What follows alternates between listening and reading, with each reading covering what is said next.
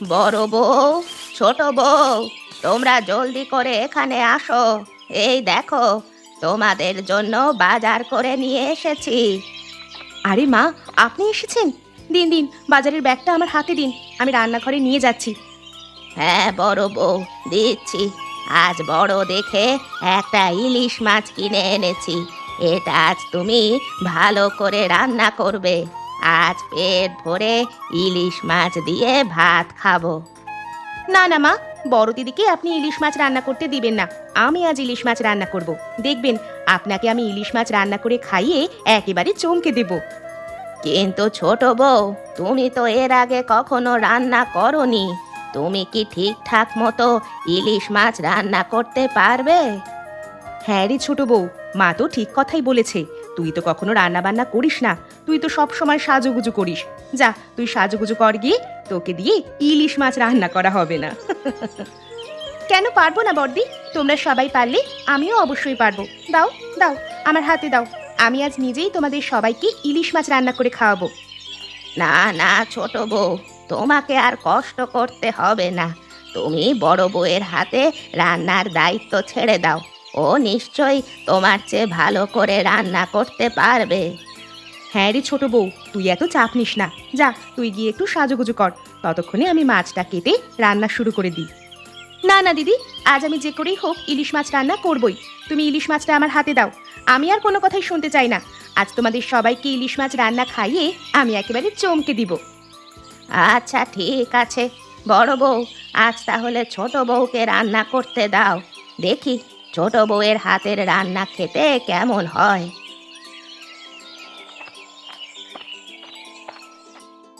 আজই প্রথম শাশুড়ি মা আমাকে মাছ রান্না করতে দিল।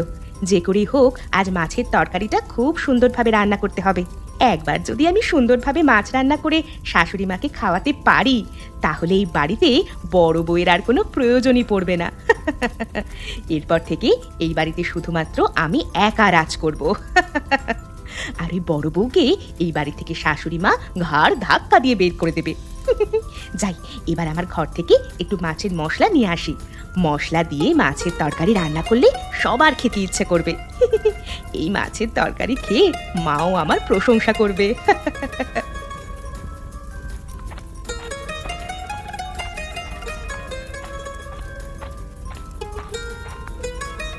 এই তো ছোট বউয়ের রান্না করা মাছের তরকারি দেখছি। ছোট বউ তরকারি রান্না করে শাশুড়ি মায়ের মন ভরাবে, আর আমি চেয়ে চেয়ে দেখবো নাকি? না না, তা তো কোনোভাবেই হতে পারে না।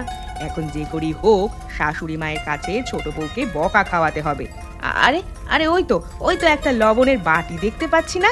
যাই, কিছুটা লবণ নিয়ে তরকারিতে ঢেলে দিই। এরপরে বাকিটা শাশুড়ি মাই করবে।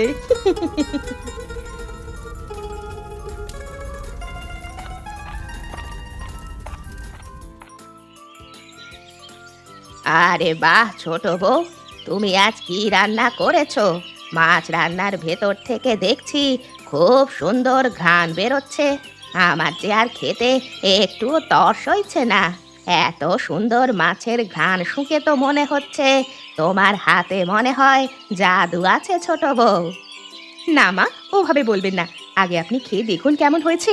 আমি যে খুব যত্ন করে আপনার জন্য রান্না করেছি। হ্যাঁ হ্যাঁ, খান না মা, পেট ভরে খান। এত মজার খাবার না খেলে যে অনেক বড় ভুল করবেন। একটু পরেই বুঝতে পারবেন আপনার ছোট ছেলের বউ কি রান্না করেছে। হ্যাঁ মা, আমার হাতের তরকারি খেয়ে দেখুন কেমন হয়েছে। আমি যে আজ মশলা দিয়ে মাছ রান্না করেছি। এই মশলা দিয়ে মাছ রান্না করলে যে খুব মজা হয়। আজ আপনি আমার হাতের রান্না খেলে দেখবেন, আর কখনোই ওই বড় বউয়ের নাম মুখেও আনবেন না। তখন আমি এই বাড়ি থেকে আপনার বড় বউকে তাড়িয়ে একাই রাজ করব।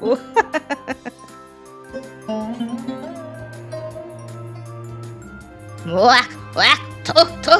ছোট বৌমা, তুমি কি রান্না করেছো? এটা কি তরকারি না লবণের ঝোল? ছি ছি ছি ছি ছোট বৌমা, তোমাকে আমি বিশ্বাস করে এত বড় একটা ইলিশ মাছ রান্না করতে দিয়েছি, আর তুমি কি না তরকারিতে লবণ দিয়ে ভরিয়ে ফেলেছো? এইসব এইসব আপনি কি বলছেন মা? আমি তো তরকারিতে ঠিকঠাক মতোই লবণ দিয়েছিলাম। তাহলে আপনার কাছে এত লবণ লাগছে কেন? আচ্ছা আচ্ছা, আমি একটু খেয়ে দেখছি তো। হ্যাঁ ছোট, খা খা, নিজের হাতে রান্না করা লবণের তরকারি খা। মায়ের কাছে বেশি ভালো সাজতে গিয়েছিলি না, এখন দেখ মা তোকে আগের চেয়ে আরো বেশি বেশি করে ঘৃণা করবে।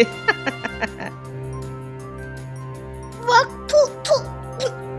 এ কি মা, আমি তো তরকারিতে ঠিকঠাক মতোই লবণ দিয়ে রান্না করেছিলাম, তাহলে এত লবণ বেশি হলো কেন?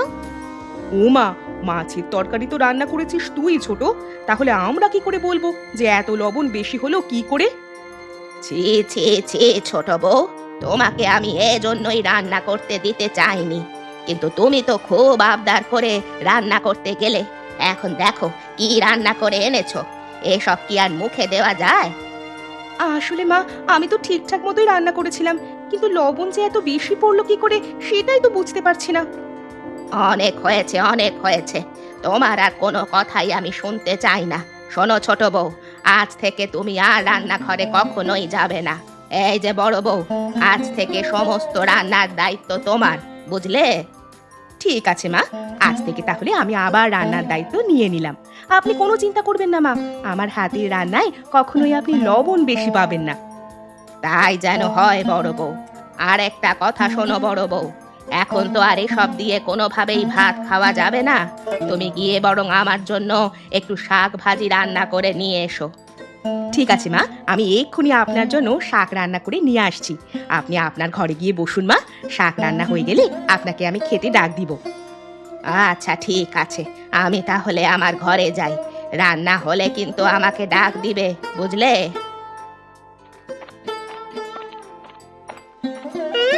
বড় বউয়ের ঢং দেখে বাঁচি না, মাকে তেল দিতে দিতে একেবারে মোমের মতো গলিয়ে ফেলেছে। হ্যাঁ, এবার আমি ভালো করেই বুঝেছি এই সবই হলো ওই বড় বউয়ের চাল। সে নিশ্চয়ই আমার রান্না করা তরকারিতে গড়বড় করে দিয়েছে। দাঁড়াও ঘুঘু, বারবার তুমি খেয়ে যাবে ধান? না না, তা তো হতে পারে না। এবার তোমার রান্না করার শাকে এমন গন্ডগোল বাঁধাবো না, দেখবে মা তোমাকেও আচ্ছা মতো বকে দিবে। আর ছোট বউকে বেশ ভালো করেই জব্দ করেছি।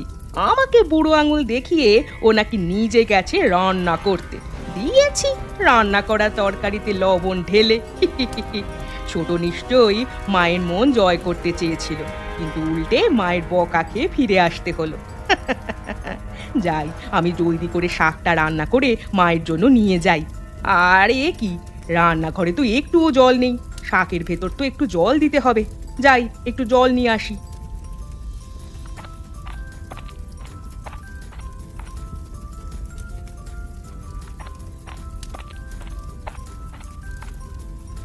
আজ আমি কত সুন্দর করে মাছের তরকারিটা রান্না করেছিলাম।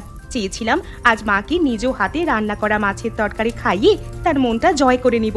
তার মনটা একবার জয় করতে পারলে বড় বউকে এই বাড়ি থেকে তাড়াবো, কিন্তু ওই বড় বউ আমার সব পরিকল্পনা ভেস্তে দিয়েছে। দাঁড়াও বড় বউ, মায়ের কাছে ভালো হওয়া তোমাকে দেখাচ্ছি। আজ আমি যে করেই হোক তোমার একটা না একটা ক্ষতি করবই। যেভাবে তুমি আমার ক্ষতি করেছো, ঠিক সেভাবে আমিও তোমার ক্ষতি করব। বড় বউ, তুমি যদি চলো ডালে ডালে, তাহলে আমি পাতায় পাতায়। এবার এই মরিচ গুঁড়ো শাকের ভেতর ছিটিয়ে দিব। মা যখনই মরিচের গুঁড়ো মেশানো শাক খাবে, তখন নিশ্চয়ই বড় বউকে ইচ্ছে মতো বকবে। যাই, আর দেরি না করে বড় বউ আসার আগে কিছুটা মরিচের গুঁড়ো রান্না করার শাকে মিশিয়ে দিই।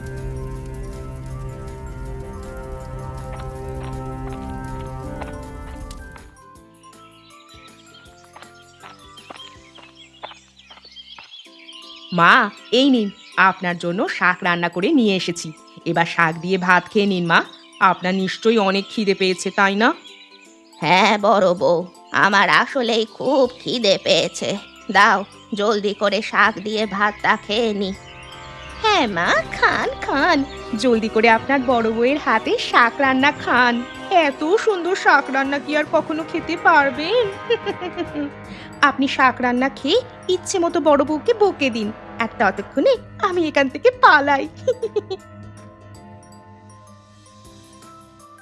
কি মা, কেমন হয়েছে আমার হাতে শাক রান্না?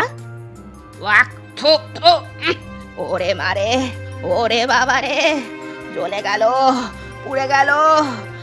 আমার মুখ যে ঝালে একেবারে পুড়ে গেল গো। জল জল দাও, ও মা, জল। কি মা, কি হলো আপনার? এটা তুমি কি রান্না করেছো বড় বউ? তোমাকে আমি শাক রান্না করতে বলেছি, তুমি কি না লঙ্কা গুঁড়ো রান্না করে নিয়ে এসেছো? ছি ছি ছি বড় বউ, তোমার কাছ থেকে আমি এটা একদমই আশা করিনি।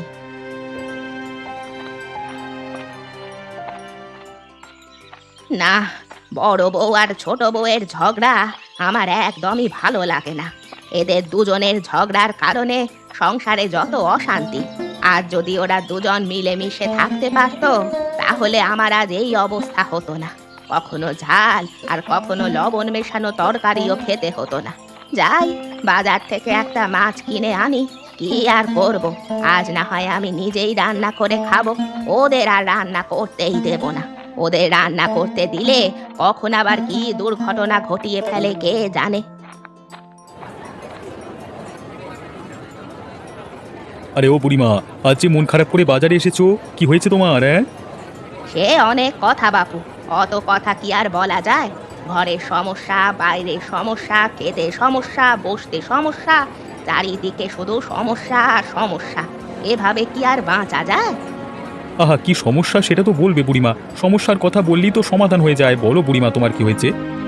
আরে, আমার দুই ছেলে মানিক আর সুজনের বউ সারাটাক্ষণ একজন আরেকজনের পেছনে লেগেই থাকে। ওদের এই পেছনে লাগার কারণে আমার সংসারে যত অশান্তি। কখনো লবণ মেশানো তরকারি, আবার কখনো মরিচ মেশানো শাক রান্না। এভাবে কি আর সংসার করা যায়? ও এই সমস্যা, এটা তো একদম সহজে সমাধান করা যায় বুড়িমা। কি সহজেই সমাধান করা যায়? কিন্তু কিভাবে রতন? আমাকে সব খুলে বলো তো বাপু। হ্যাঁ বলবো বুড়িমা, তোমাকে সব খুলে বলবো। তার আগে আমার কাছ থেকে 1 কিলো মাংস কিনে নিয়ে যাও, আর বাকিটা আমি তোমার কানে কানে বলে দিচ্ছি। আচ্ছা ঠিক আছে, দে তাহলে আমাকে 1 কিলো মাংস, আর সাথে বুদ্ধিটাও দে।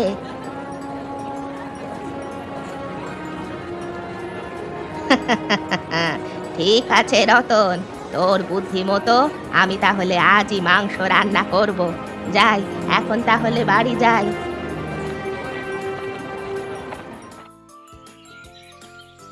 আরে এ কি মা, আপনি কেন রান্না করতে বসেছেন? আমার কাছে দিন, আমি আপনাকে খুব মজা করে মাংস রান্না করে দিচ্ছি। না না মা, আমার হাতে দিন, আমি বড়দের চেয়েও বেশি ভালো করে মাংস রান্না করতে পারি। থামো ছোট বউ, বড় বউ, থামো। তোমরা দুজনেই থামো। তোমাদের আজ আর রান্না করতে হবে না। আমি নিজ হাতে আজ মাংস রান্না করে তোমাদের দুজনকে খাওয়াবো। এসো, তোমরা দুজনে এসে আমার হাতে হাতে একটু সাহায্য করো। বলো তো ছোট বউ, বড় বউ, আজ এই মাংস রান্না করতে কতক্ষণ সময় লাগবে?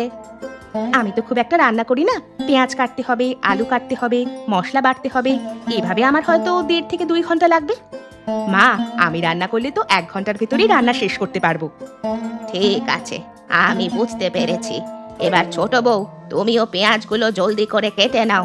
আর বড় বউ, তুমি মাংসের মশলাটা জলদি করে বেটে আমার কাছে নিয়ে এসো।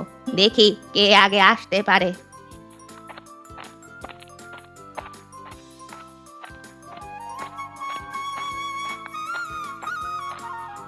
দেখুন মা, আমি ছোটর আগে সবগুলো মশলা বেটে নিয়ে এসেছি। মা, আমি কাল থেকে বড়দিন আগেই সব কাজ করে নিয়ে আসবো। ঠিক আছে, এবার তাহলে তোমরা ঘরে গিয়ে বসো, আমি মাংস রান্না করে নিয়ে আসছি।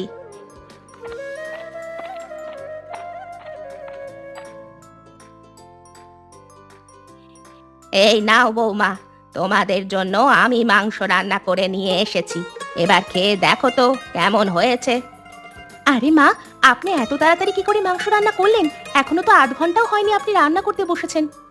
তাই তো মা, আপনি এত তাড়াতাড়ি কি করে রান্না শেষ করলেন? শোনো বৌমা, আমি কিন্তু আজ একা এই মাংস রান্না করিনি। তোমরা দুই বউ আমাকে সাহায্য করেছো, তাই আমি আজ এত তাড়াতাড়ি মাংস রান্না করতে পেরেছি। এখন থেকে তোমরা দুই বউ যদি মিলেমিশে সবকিছু রান্না বান্না করো, তাহলে দেখবে তোমরাও খুব তাড়াতাড়ি রান্না শেষ করতে পারবে। তাই তো মা, আপনি তো ঠিক কথাই বলেছেন। ছোট, তুই আমাকে ক্ষমা করে দে। আজ থেকে তুই আর আমি মিলেমিশে রান্না করব। হ্যাঁ গো বড়দি, তুমিও আমাকে ক্ষমা করে দাও। চলো এবার মায়ের হাতের মাংস রান্না খেয়ে দেখি কেমন হয়েছে।